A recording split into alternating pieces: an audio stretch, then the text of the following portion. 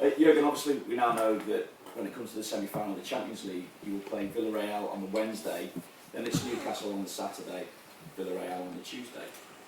Even if they push the kick-off back on the Saturday, it would still, I'd imagine, cause you a problem. So how are you going to cope with the kind of scenario around that and the recovery time for your players? Yeah, but that's a normal problem.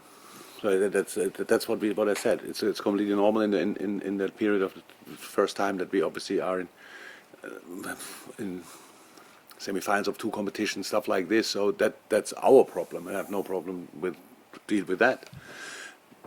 But and we said that I don't know how often. It's a massive difference because each hour counts for recovery in these moments. And if you want to cause us problems, you send us at 12:30 to Newcastle.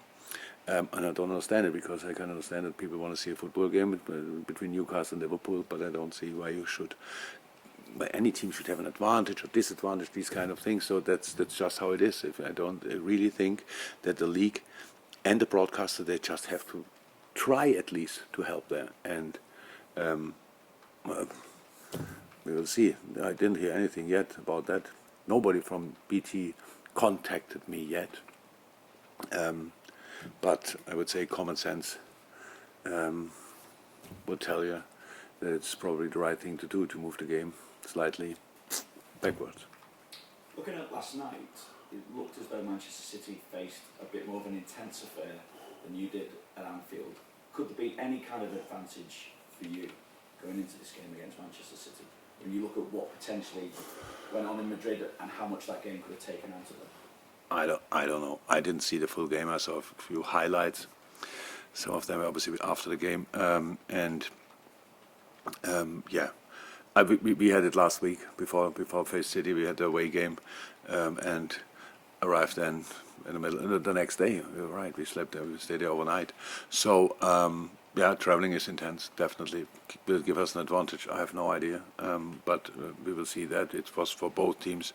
Both games were intense, but I didn't see the complete game from last night from City yet. We'll do that this afternoon, and then maybe I could tell you more, but in this moment, don't know.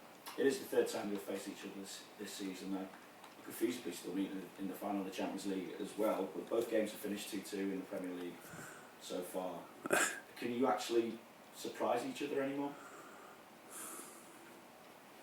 Not just surprise. I think we all think a lot about these kind of games. We have to. So I think City was really strong last week.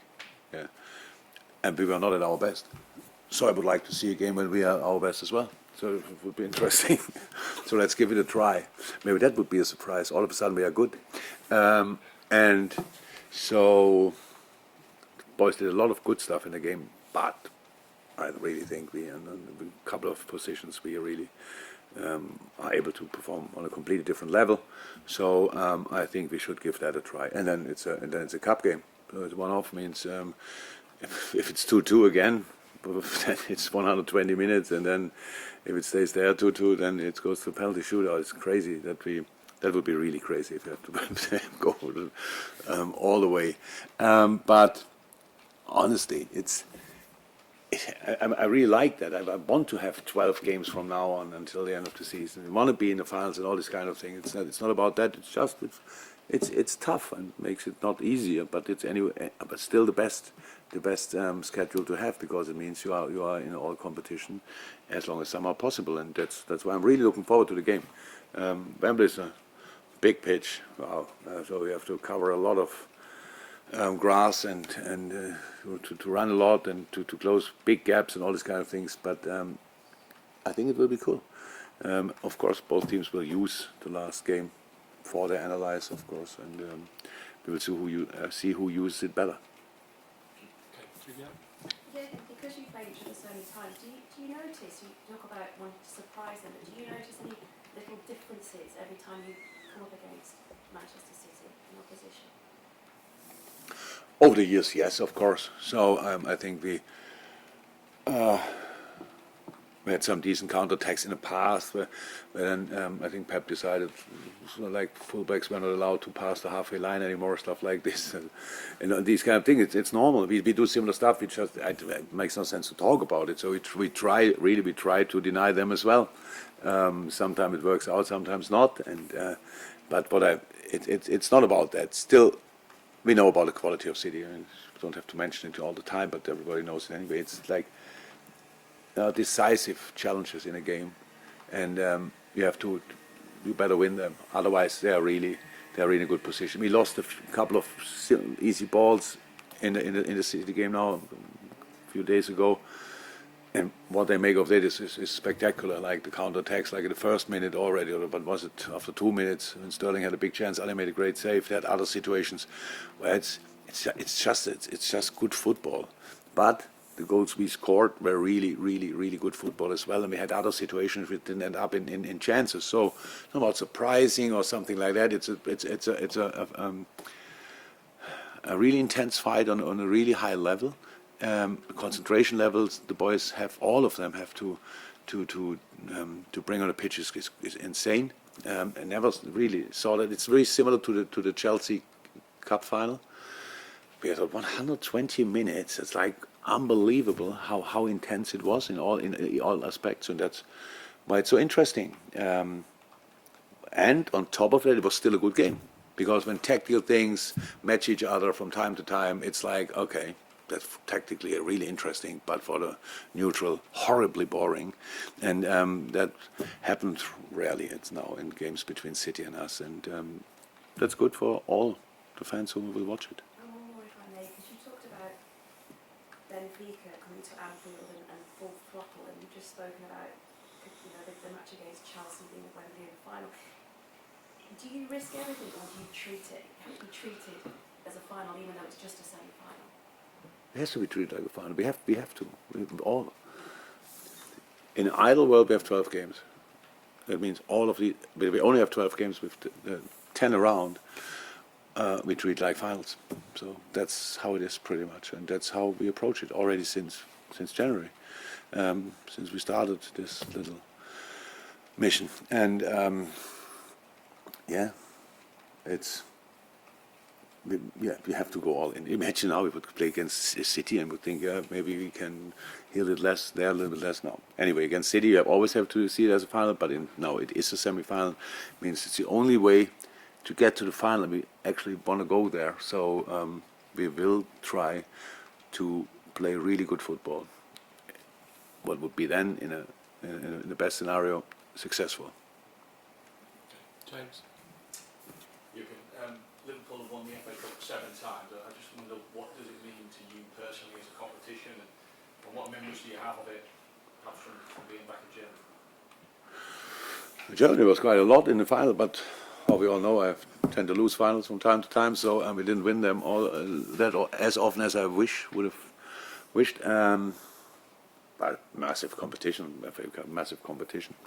We spoke about that before. So it's obviously so far we didn't even go to the semis yet. So it's first experience in a semi-final at Wembley, but better late than never. And now we are there, and it means everything to us. To be honest, we want to. I hope our people can get to Manchester. We didn't speak about to London. We didn't speak about that anymore. It's still the same issue, I think. The trains stopped already, or they will stop just 5 minutes before.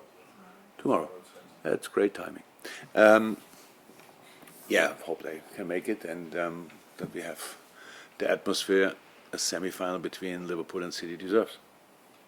Practice penalties? We do that quite frequently, not only around any cup games. Could have been necessary last night as well. So the boys should still know which corner they want to choose. Carl at the back. Cool.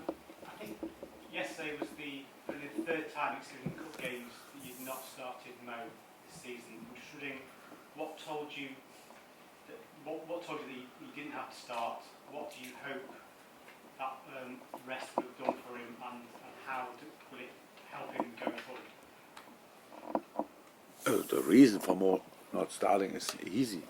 because now it was about, yes, you played City, but we have after that hopefully 12 games. So, and that's why when we have the opportunity to change, so that's all. Even if Mo would have scored 4 goals in the last game, he wouldn't have started yesterday. So that's how it is. It has nothing to do with anything. There's no story to make of it. It's just the necessity. Mo played in January and February 6 times 120 minutes. So now we can just close our eyes and say, who cares? Even he is just a human being, and that's why it was clear there will be games where he cannot start. There will be games where we take him off. He hates that, and that's clear. But so people might think what I'm doing the whole day. So yeah, to think about these kind of things when these things are really necessary to do, and that was clear the case. And I think the game proved it 100%. We spoke then afterwards about conceding the goal, stuff like this. It was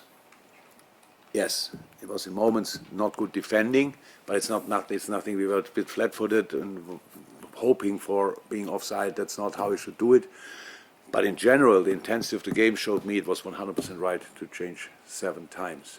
And the next reason was 3-1 up, 6-2 up, and then lost a little bit focus. That's happened as well. It's not cool, but happened to all of you here in this room as well. In moments when you think you've done it, you realize you closed the door a bit too early. So that's completely normal, and that's why Mo didn't start. What I hope, just hope that the boys can play on their highest level as often as somehow possible. And that's what we try to do with that. And believe me, it's a massive difference.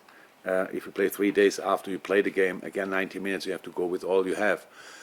Or if you play a few minutes in this game and have today a nice session, which is intense as well, but not even close to the intensity of a game, and all of a sudden, because the boys are really high trained athletes, they don't need a lot of time for recovery, but no time for recovery, that doesn't work. And that's why I made the decisions.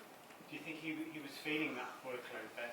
Sorry? Do you think Mo was feeling the effects of that workload in January and February? No, that's nothing conscious. It's not like this that you think, it's just logical. That's easy. If you sleep 4 nights in the week, only 2 hours, you think, oh, I'm fine, until the 5th day you get a knock. So that's how it is, and that's with footballers as well. They are completely in a tunnel. They want to play. Want to be successful, win everything, these kind of things. That's what they want to do. That's why I don't ask players, are you tired? No. Why? Do I look like? All this kind of things. So no, it's not just I have to make decision without talking a lot. Just make it and then deal with it. Go from there. My responsibility, right or wrong. But we could. Yesterday, 7 players who started 4 days ago now didn't start last night. Great. 7 more players got some rhythm. Great. We are in the semi-finals. Outstanding. Wide picture, is everyone else all right for the weekend? Yeah. As we said last night that Diogo got knocked that ball up slightly directly after game. Obviously, while I was in a press conference. Diogo, so good chance that he will be all right, but we need to have a closer look tomorrow. That's it.